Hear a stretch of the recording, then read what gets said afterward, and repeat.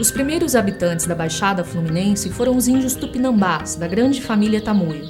Eles viviam à base da caça, da pesca e do cultivo de mandioca. Os portugueses só vieram colonizar o recôncavo da Guanabara para expulsar os franceses, que, aliados aos índios locais, tentavam se estabelecer na região. As inúmeras batalhas travadas resultaram na expulsão dos franceses e na morte de milhares de índios. Assim, os primeiros colonos começaram a se fixar à margem dos rios, mais especificamente na margem do Rio Iguaçu. Os índios sobreviventes foram incorporados à nova cultura ou foram repelidos para o interior.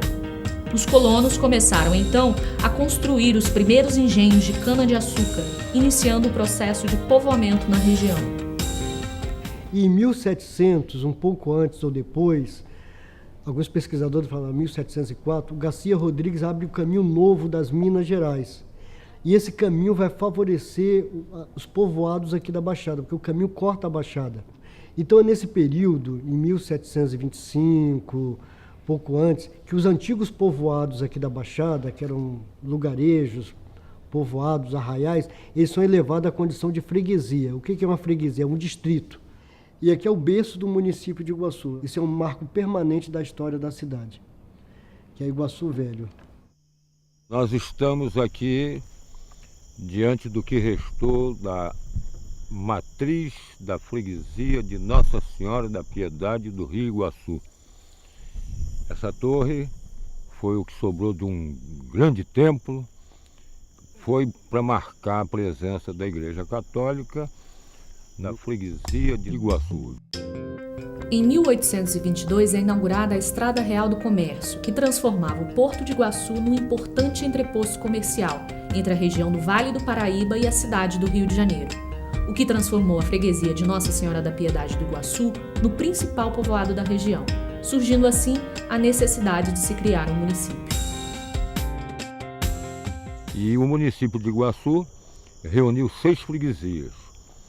Nossa Senhora da Piedade do Inhomirim, lá perto de Magé, Nossa Senhora do Pilar, que atualmente está em Caxias, São João Batista de Miriti, município de Miriti, Santo Antônio de Jacutinga, em Nova Iguaçu, Marapicu, Nova Iguaçu, e Nossa Senhora da Piedade também, Nova Iguaçu. Toda essa área aqui, como eu dizia, era alagada e as embarcações ancoravam, estacionavam aqui nesse final de borda de alagado. E o nível da água vinha até aqui assim, ó. A gente vê nitidamente a coloração diferenciada. Até aqui mais ou menos era alagado. Nova Iguaçu não só abastecia a corte, como as freguesias limítrofes, né? Como também para exportação. A gente exportou muita mandioca, exportou muito arroz, exportou muito feijão. Nós estamos na capela do Engenho da Posse. O Engenho da Posse foi constituído nas primeiras décadas de 1700 e ela acompanhou toda a dinâmica econômica do município. No primeiro momento aqui se produziu muito açúcar e esse açúcar era escoado pelo Rio Botas, que fica aqui embaixo, e daí pegava o Rio Iguaçu e chegava à capital, o Rio de Janeiro. A incessante resistência negra à escravidão culminou no aparecimento de quilombos na região, um importante fator na formação étnico-cultural de Nova Iguaçu. Os quilombos eles vão surgir no final do século XVIII, no início do século XIX. E na literatura policial, eles vão aparecer com vários nomes, de acordo com o editor do jornal, às vezes os nomes sarcásticos, Quilombo do Bomba, a Nova África, Quilombo do Gabriel. E aquela ponta, aquela saliência lá naquela ponta da serra, ali existia um quilombo. Os documentos antigos falam da Pedra do Quilombo. Então ele era um lugar seguro, porque você tem a vista panorâmica aqui, toda a cidade, toda a região. E ali os quilombolas encontraram um lugar seguro para desenvolver suas atividades e também para descer e ter relações com os moradores aqui.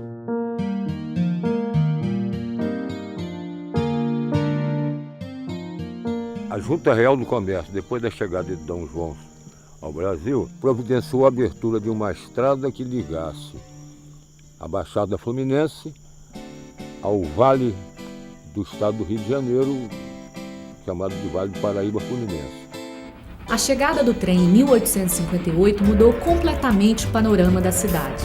A estação atraiu pessoas e negócios para seu entorno e as sedes das freguesias se transferiram para perto da estrada de ferro. Aqui foi a primeira plataforma da estação Nova Iguaçu. Essa estação, anteriormente, era denominada Machambomba, que quer dizer carro de boi. Ainda é o tempo da Maria Fumaça, vagões de madeira. Machambomba é um engenho antigo que ficava dentro da freguesia de Jacutinga, dentro do distrito de Jacutinga.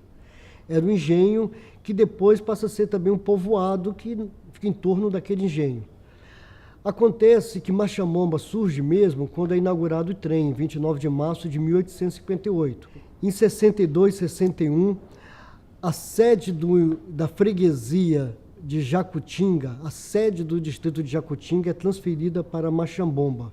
E assim é construída uma nova igreja para ser a sede da freguesia. Aí temos hoje a nossa Catedral de Santo Antônio de Jacutinga, no centro de Nova Iguaçu. Quando você desloca um aglomerado humano, você também desloca os negócios, as transações comerciais, os caminhos, né? Então aquela região toda que hoje nós chamamos de Tinguá, com o advento da ferrovia, entrou em decadência. Com o declínio da produção açucareira, o então presidente Nilo Peçanha usou mão de uma política de diversificação agrícola. A cidade de Nova Iguaçu recebeu investimentos que propiciaram a plantação de laranja na região. Vários rios, né, foram canalizados, foram limpos para favorecer a produção agrícola, né? Muitos canais, riachos, afluentes eram canalizados e desaguavam no rio. Então tinha muitos lugares que a máquina não entrava, então era feito um trabalho, tudo feito à mão. Mão de obra nordestina, missão migrante, esses são os verdadeiros heróis da Baixada também. Nova Iguaçu, é interessante, tinha várias chácaras de laranja, não tinha um grande latifúndio de laranja, tinha muitos produtores de laranja. Então a produção era feita em chácaras, era colhida a laranja, então na época da produção se chamava vários trabalhadores que catavam essa laranja, colhia, e esses chacareiros revendiam a laranja para os barracões, né, onde essa laranja era tratada, lavada e acondicionada para exportação. Do município, que foi considerado o maior produtor de laranja do mundo, e a cidade, já Nova Iguaçu, ex-Machambomba, foi inclusive apelidada de Cidade Perfume, por causa do cheiro das flores da laranjeira. Aqui é a casa do citricultor, do produtor, do exportador de laranjas, e aos fundos o barracão, onde as laranjas eram selecionadas, eram lavadas, secadas, escovadas e depois embaladas em caixas com papel de seda para exportação. Nós estamos no barracão do comendador Francisco Baroni, que foi um grande exportador de laranja. Nesse espaço aqui, dezenas de trabalhadores preparavam a laranja para a exportação, beneficiavam a laranja. Aqui nós temos o barracão que é hoje da Associação Rural de Nova Iguaçu, onde é o Top Shopping hoje, era um barracão também de laranja. Nós podemos dizer que aí, nesses barracões, temos a origem da classe operária aqui em Nova Iguaçu, da classe trabalhadora, vai manusear esses equipamentos complexos, mecânicos. Existe uma elite muito pequena que tinha hábitos requintados, que viajavam para a Europa de navios e que organizavam saraus, atividades literárias, com música nos seus palacetes. O ciclo da laranja entra em decadência com o início da Segunda Guerra Mundial, que interrompe as exportações brasileiras, e também com as pragas que devastaram as plantações do município. Combatendo em grande escala a praga que flagela as plantações fluminenses, um helicóptero é posto à disposição do Ministério da Agricultura. Os trabalhos de polvilhamento aéreo dos laranjais do estado do Rio para o combate à mosca de frutas é uma iniciativa importante, uma vez que a produção do município de Nova Iguaçu, onde se processa o referido polvilhamento, avaliada em cerca de 1.850.000 caixas de colheita, é desfalcada anualmente em cerca de 200.000 caixas inutilizadas pela mosca de frutas, dando aos citricultores da região prejuízo de 10 milhões de cruzeiros. Nova Iguaçu, em 1940, uma cidade de perfume, uma cidade rural, a população tinha orgulho da sua cidade, tinha 40 mil habitantes, 30 e poucos mil habitantes. E acontece o declínio da laranja, de repente achou mais interessante plantar gente, então houve a febre dos loteamentos. As antigas chácaras de laranjas foram retalhadas e loteadas. A Nova Iguaçu vai atrair muita gente do Rio, do subúrbio do Rio, e também que morava em condições difíceis no Rio, e também muito nordestino. É um período também com muita seca no Nordeste, com muitas dificuldades, e conta também que teve um período lá que o Getúlio não queria mais ninguém no Rio, já mandava os caminhões já para a Baixada. O presidente Getúlio Vargas comparece ao município fluminense de Nova Iguaçu para inaugurar 100 novas casas destinadas a ferroviários da Central do Brasil. A cerimônia resulta brilhante e movimenta quase toda a população iguaçuana, desejosa de ver e aplaudir o ilustre visitante.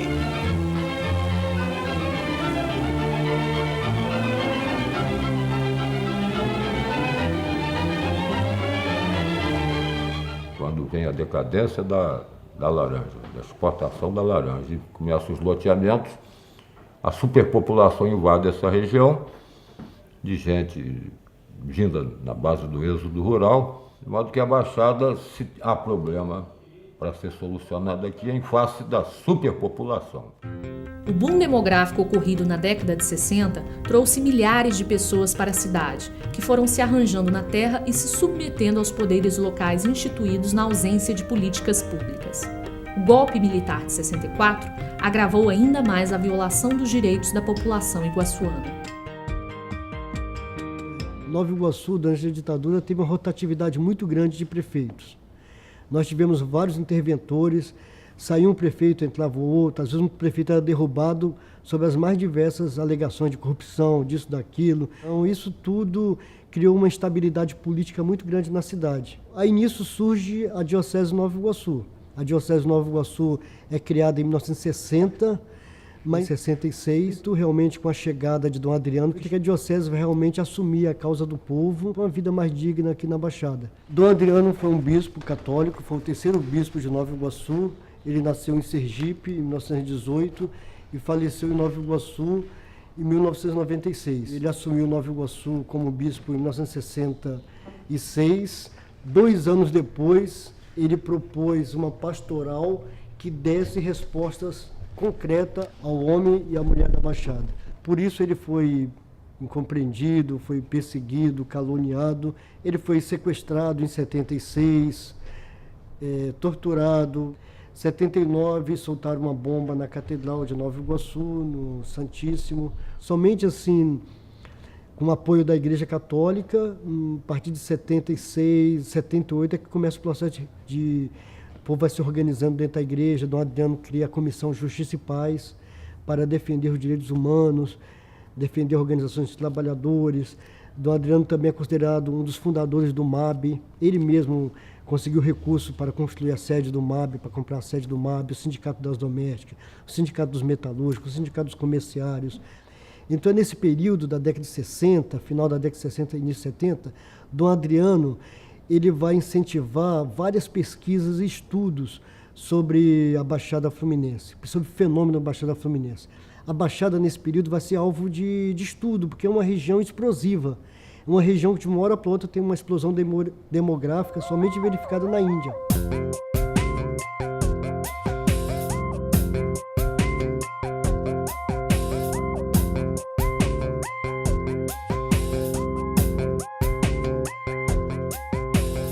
A Baixada é uma síntese do Brasil e, em alguns aspectos, até com representações de outras nações. Tem uma composição populacional de gente de tudo quanto é tipo, até de estrangeiro, de nordestino, de mineiro, de paulista, entende? Então é uma região que não tem uma homogeneidade cultural. E essa heterogeneidade poderá servir futuramente para criar até uma nova cultura. E a cidade hoje, ela está num momento muito bom, porque tem todo um movimento de resgatar a identidade da cidade. A cidade voltou a crescer de novo. É uma cidade que tem quase 1 milhão de habitantes, é uma cidade que tem muitas potencialidades. Você imagina uma cidade com 67% do seu território comprometido com Mata Atlântica, é uma cidade muito bonita, que tem potencialidade turística, histórica, tem uma vocação econômica, sempre se produziu muito na cidade. Então, Nova Iguaçu tem tudo para dar certo, mas é um processo longo, que tem que ser construído com a participação do povo, com muita clareza, né? Eu acho que sem a participação do povo, né, e o povo assumindo essa história, como Dom Adriano diz, né? Dom Adriano sempre escrevia povo com P maiúsculo. Então, acho que sempre tem que colocar o povo no circuito e que o negócio vai voltar a caminhar, vai andar. A Baixada é amiga e segura essa barra. De dia é formiga e de noite é cigarra.